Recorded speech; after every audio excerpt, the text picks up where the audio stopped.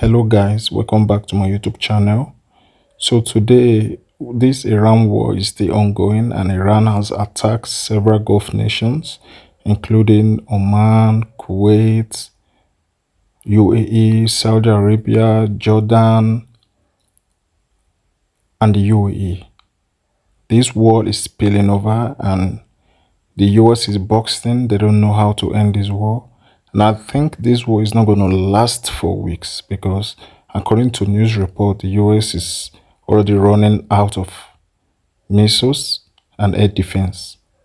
So I don't know how this was, but they provoked Iran for this response. And Iran is really responding as they claim they will.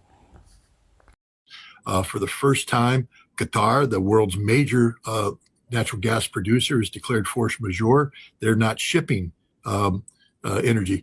Lloyd's of London won't insure ships going through the Strait of Hormuz. Saudi Arabia has had its critical oil infrastructure attacked, and these attacks are expanding. The United Arab Emirates have seen their safety valve, a pipeline that bypasses Strait of Hormuz, attacked.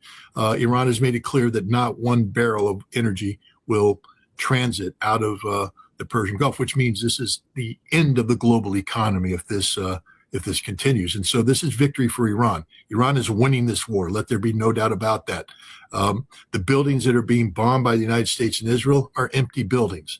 As I said, Iran has been preparing for this conflict. And if you think for a second that Iran has left critical manufacturing capacity inside a building to be bombed by the United States and Israel, then you don't understand the fact of what I just said. Iran has been preparing for this conflict for 20 years. The material inside these buildings have been moved out and hidden in places where we don't know where they are and we can't reach. So we're blowing up empty buildings. But as I was told by an Iraqi general the last time we got involved in one of these lengthy Middle East conflicts, he said, Mr. Scott, you Americans are really good at blowing up buildings. And he said, and we Iraqis are really good at pouring concrete. But the difference is that when you blow up a building, it's empty. And when our concrete cures, we put the material back in and we're right back to where we started. You have accomplished nothing. And I'm here to tell you right now, this campaign is just making things worse. I will say this. We did bomb a site today that is going to have strategic, as perhaps even greater strategic consequence than killing Ali Khamenei. Today, the 88-member Assembly of Experts met in Qom. The Assembly of Experts is a democratically elected body of theologians and theologians and people whose job it is to monitor the work of the Supreme Leader, and when the Supreme Leader is no longer there, to replace him. And they were voting on a new Supreme Leader today when either Israel, the United States, or both bombed the building. We don't know the fate of this assembly, but I can tell you this. If you want to encourage Iran to produce a nuclear weapon, bomb the Assembly of Experts as they pick the next Supreme Leader. Iran has openly said that they retained 450 kilograms of 60% enriched uranium. We don't know where it is. Iran has probably also sequestered at least one, perhaps more, 164 centrifuge cascades, which they can use to turn that 60% into 92, 94%. And we know that Iran has claimed that they had everything necessary to build a warhead capable of delivering a nuclear weapon on one of their missiles, minus the fissile core. If we want to have a nuclear war with Iran, we're pretty much guaranteeing that outcome because we killed the one man who said no to a nuclear weapon, Ali Khamenei. He's the one who issued 2 fatwas that said Iran will not pursue these under any circumstance. He's now dead. Theologian who sits on the 3-person council that replaced him is a man who was openly articulated in favor of a nuclear weapon. Now, he could have been held back, restrained by the Assembly of Experts, who could have elected a new Supreme Leader who shared the thinking of Ali Khamenei, but they've been killed. So I can pretty much guarantee you that when they reassemble the Assembly of Experts, they will not be inclined to continue a passive stance in regard to nuclear war. The leading theologians had advised Khamenei that under existential conditions, the fatwas could be reversed, that it wasn't against Islamic jurisprudence to build a nuclear weapon if that nuclear weapon could be used to deter forces which are seeking to destroy the Islamic Republic. Those forces are at play today, played out by the bombing of the Assembly Experts. What is the status of American and Israeli, which means they came from America or we paid for it, interceptor missiles, are they running low? Yes, I mean, we know they are running low. And this is why on day 3, Donald Trump, actually on day 2, Donald Trump is changing the war plan. This is why he had to meet with his war planners who said, we're done. We've shot our load. We're facing imminent disaster. We don't have any more weapons. And then he was advised by Pete Hegseth, oh no, we have some more. We have global stockpiles. Well, so they're drawing down right now from South Korea and Japan, taking THAAD missiles, taking Patriot missiles from the warfighting stocks there, which means that when you go to the National Security Strategy document promulgated by the Trump administration this past November, that said that our primary mission militarily is to have conventional military overmatch with the Chinese in the first island chain, second island chain against Taiwan. Basically, now we're stripping bare that conventional overmatch. We're weakening ourselves in the Pacific in order to sustain the fight in the Middle East. But here's another critical point, because it's not just Israel and the United States that are running out of this. For instance, United Arab Emirates bought $2 billion worth of American-made anti-missile defense system. They're running out, and they are sending an emergency call to the United States saying, we need more. Now, remember, the United Arab Emirates, together with Kuwait, Bahrain, Saudi Arabia, Qatar, and others, have been operating under a security umbrella from the United States, where the United States has promised that Iran will never threaten them so long as the United States is in position, that the United States is their true friend, their true ally. Well, Iran's blowing the hell out of these people right now, blowing the hell out of American bases, and America has been proven to be a paper tiger. They can't protect these nations. But now these nations need more ballistic missile defense. So the United States is stripping bare its Pacific front. And where are they sending these missiles? Not to the Gulf Arab states, to Israel. And this is the ultimate insult, because these Gulf Arab states who were told that America is their true friend, their true ally, are finding out the reality, that the only true friend and ally the United States has is Israel, and the United States will abandon everybody else. And this is going to create political problems for the president down the road.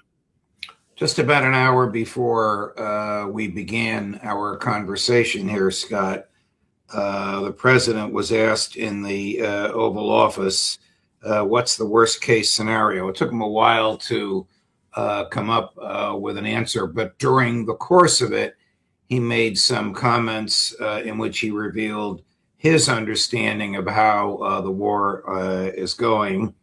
I'm smiling because you can imagine what he says, but I would like your thoughts on this. Chris, cut number 27. President, what's the worst case scenario that you have planned for in Iran? Well, I don't know if there's a worst case. We have them very much beaten militarily from the military standpoint. They're still lobbing some missiles. At some point, they won't even be able to do that because we're hitting all of their carriers. We're hitting all of their missile stock. You know, they built up all these missiles over the last few years. They had a lot of them. They've shot a lot of them, and we're knocking out a lot. I guess the worst case would be we do this, and then somebody takes over who's as bad as the previous person, right? That could happen. We don't want that to happen. That would probably be the worst. You go through this, and then in 5 years you realize you put somebody in who was no better. Have an accurate or realistic grasp on the state of hostilities over there? No. Again, I mean, I say no. I don't have access to the intelligence, but what I can say is this, that the Iranians have been preparing for this very fight for 20 years. And the notion, I just want to remind people in the audience, because I know I'm not supposed to read the comments, but every once in a while I glimpse at it. And I see some people who are repeating some of the Israeli propaganda where the Israelis say that they've taken Iran down to their last 12 launchers. Well, count the number of missiles that are fired from Iran, and I guarantee you it's more than 12. So right off the bat, that math doesn't work. But, you know, when I was in the Gulf Desert Storm, we were trying to, interdict Iraq's ability to fire missiles into Israel and Saudi Arabia. We had assessed that Iraq had 19 mobile launchers. By the end of the first week and a half, we had destroyed 64. Yes, you heard me, 64, which means we weren't destroying mobile launchers because, first of all, the Iraqis continued to fire high volumes of missiles, indicating there was no meaningful intervention. The fog of war is absolute. You always have military people who believe they're accomplishing more than they're actually accomplishing. And for political reasons, they tend to produce reports that are designed to appease their political masters, not to speak reality. I can pretty much guarantee you that the Iranians have many, many more launchers than 12, and that we haven't even begun to tickle their stockpiles of missiles. We may have blown up some, whether or not the Iranians offered them up as decoys to absorb American military capability or whatever, but Iran will continue to fire missiles for a lot longer than we can continue to defend ourselves from missiles. And then the other thing is the ignorance of this president. He tends to believe that we can replace the Iranian government. We can't. Iran is a functioning constitutional republic. I know the United States isn't, because we have this narcissistic cult of personality in place instead of a president who adheres to the Constitution. We have a Congress that absolutely is punted on its responsibility regarding war powers. And we have a Supreme Court that has been mocked and belittled and ignored by this president. So we don't function as a nation that adheres to checks and balances as required by Federalist Paper 51. James Madison wrote that down. The danger of giving the president so much powers is that it can become a tyranny. But to offset is we have checks and balances. But we don't have checks and balances anymore. Iran does. Iran functions as a constitutional republic and will continue to function. So the notion of us picking a replacement is absurd. Iran will pick the replacement. And Iran's replacement will be somebody who operates in defense of the Islamic Republic. And this is the defeat. There will not be regime change in Iran. This president is simply smoking dope. When we spoke on Saturday, shortly thereafter, some European media was reporting that the State Department had reached out to its counterparts in the Italian Foreign Ministry and asked the Italian Foreign Minister to ask the Iranian foreign minister if they'd consider a ceasefire, and the response was no and hell no. Why, if this is true, why would the U.S. have asked for a ceasefire 24 hours after it started this? Because we realized that the regime change fantasy that we had wasn't going to work. We realized that by killing Ali Khamenei, all we did is enrage the Iranian people, and we realized that the Iranians had a plan that was better than our plan. We realize that should this conflict go on, Iran will cripple the global economy by shutting the Strait of Hormuz and attacking the critical energy infrastructure of Saudi Arabia, United Arab Emirates, Qatar. Look at Europe right now. The price of gasoline has doubled in England. The price of the price of natural gas in Europe is spiking, and it's going to go even higher. This is the end of the European economy. They can't afford to go on. We need to avoid this, so we were reaching out. The president realized that we have insufficient resources to accomplish this mission, and so that we were looking for the easy way out. But again, this president is just a known liar. It's just a natural-born liar. He says that they are in contact with the Iranians. They are not in contact with the Iranians. The Iranians did not reach out to the United States. Ali Lajarni, the man who is responsible for taking over the functions of the supreme leader that was handed to him before the war began, has said there will be no negotiations. None. This is an existential struggle for survival for Iran. They are playing for keeps here. They're not playing stupid games. The president only plays stupid games. He doesn't know anything else.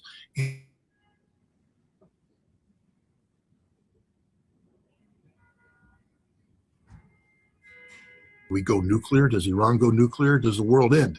Because he thinks that this conflict can be contained in the Middle East is crazy.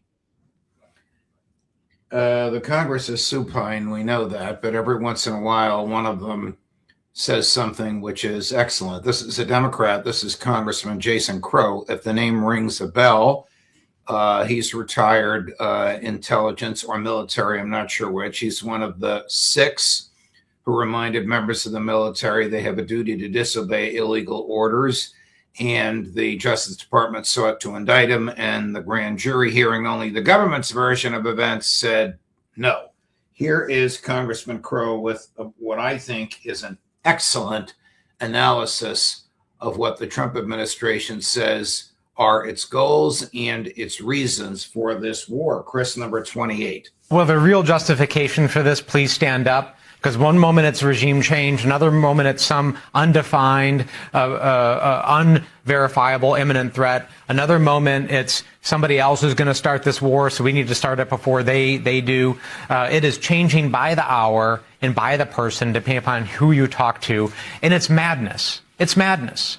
We now have multiple countries being hit. This is spreading throughout the region. Gas prices are up. The stock market is plunging. American service members are being killed. We have 50,000 servicemen and women from the United States in this region who are sitting in bunkers, being bombarded with drones and missiles.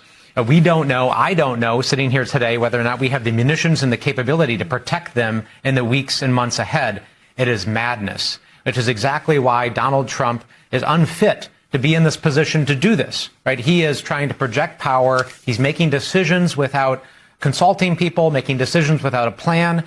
Americans, our troops deserve far better than this. The Federalist paper, which you cited, Madison argues that if the president could both choose war and wage war, he wouldn't be a president, he'd be a prince, and we're not electing a prince. Madison also argued that Congress must initiate war, not ratify a war the president has initiated. These are not semantic differences.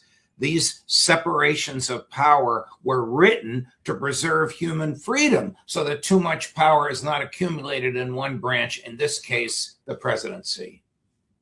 Right. I think Madison also wrote Federalist 10, which talks about factionalism and the danger of factionalism. And of course, that's what we have right now in the United States. We don't have political parties anymore. We have factions. And as a result, we have it's impossible now to get bipartisan agreement on anything. You're either MAGA or you're not. Factionalism. And that's the death of the republic as well. Madison was a very wise man. I wish more people would familiarize themselves with Madison's writing and the writing of all the people who wrote not only the Federalist Papers, but the Anti-Federalist Papers, because the Anti-Federalist Papers gave us the Bill of Rights. But most Americans are unfamiliar with that because most Americans are unfamiliar with the Constitution, and therefore most Americans remain, silent in the face of the absolute collapse of what America is supposed to be. This president has lied to us from the very beginning.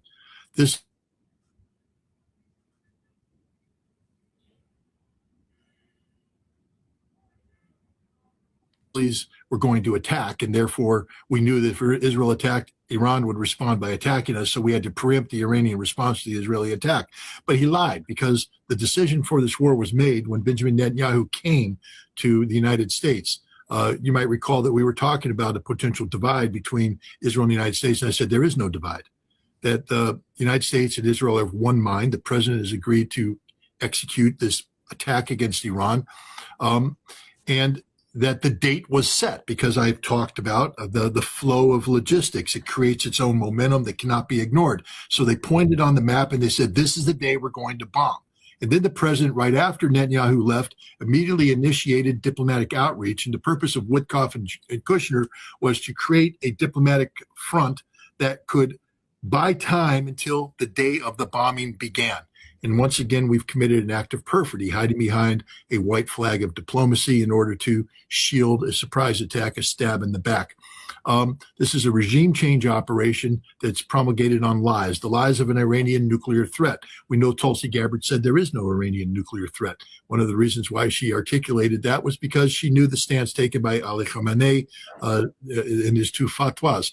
But we also know that the Iranians signed a deal, were ready to sign a deal, that gave up any potential of them possessing a nuclear weapon. That 450 kilograms of 60% enriched uranium was put on the table, promising to be diluted down under the supervision of not just the IAEA inspectors, but American inspectors. The Iranians agreed to allow American inspectors back in, something that they have never allowed. So the Iranians bent over backwards to do everything necessary to ensure that they would verifiably not be able to pursue a nuclear weapons program in perpetuity. There were no sunset clauses. There were nothing. That was the end of it. So if this was about Iran's nuclear weapons, then we clearly, or potential for nuclear weapons, we clearly had a solution. No, this was about regime change.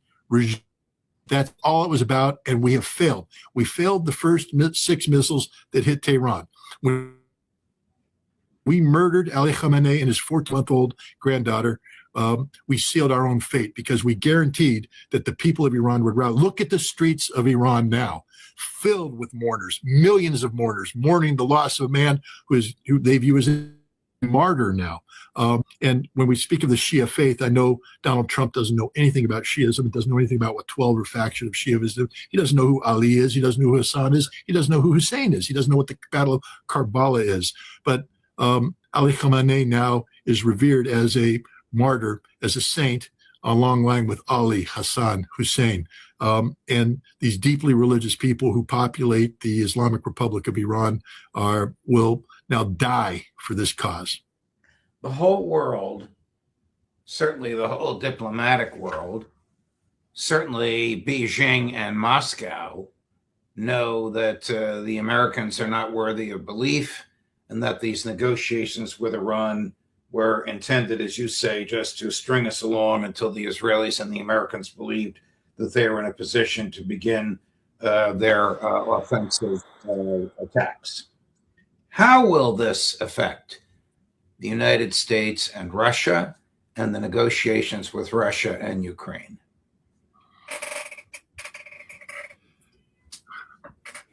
You have to be guarded in what I say here because, but I've had conversations with people in Russia who are in a position to know things. Okay. And the feeling right now is that Donald Trump is insane, and that he just can't be trusted at all.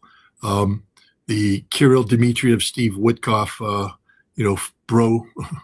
broship, friendship, whatever you want to call it, is not just stymied but dead, because Witkoff can't be trusted. He's been exposed as a liar.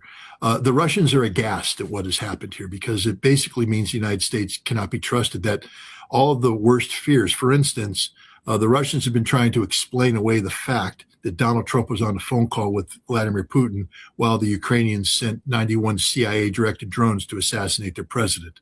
They've been trying to pretend that Trump had nothing to do with that this was a mistake, et cetera. Well, it wasn't a mistake. They now know that Donald Trump is fully capable of perfidy, of hiding behind the shield of diplomacy while he tries to kill you. And he tried to kill the Russian president.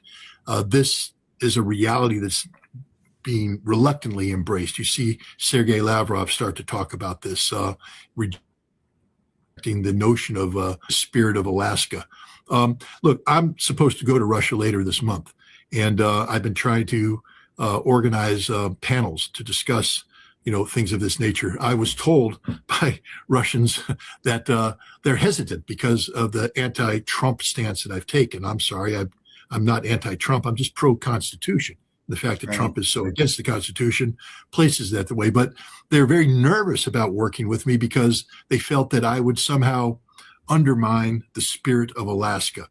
I don't think the spirit of Alaska exists anymore. I think the Russians are woken up. But it's not just Russia. Donald Trump is supposed to meet with Xi Jinping in April. How can the Chinese even begin to trust this man? How can anybody trust this man? How can anybody trust the United States? We have lost all credibility. We have zero credibility. We can't be trusted in anything. And this is what Donald Trump has done. Don't call it Trump's derangement syndrome. I see people out there saying this. That's absurd. Be honest, be objective. This is an insane man who has created a cult of personality. Look at the banner that was dropped at the Department of Justice, and then compare that with Harry Potter in the Deathly Hallows, where the Minister of Magic drops his own banner as he took over dictatorial. I hate to bring up movies and I hate to bring up Harry Potter, but it's the one that resonates because I just watched it with my family. But this is a cult of personality. This isn't what the United